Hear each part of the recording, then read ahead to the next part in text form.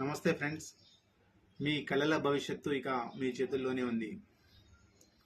ఇక్కడ మీరు కేవలము 7 లక్షల రూపాయలు 16 సంవత్సరాల పాటు ఎల్ఐసి ఆఫ్ ఇండియాలో ఇన్వెస్ట్మెంట్ చేస్తే అది మీకు 4 రేట్ల పెరుగుతుంది. అంటే మీకు 27 లక్షల రూపాయలు వస్తుంది.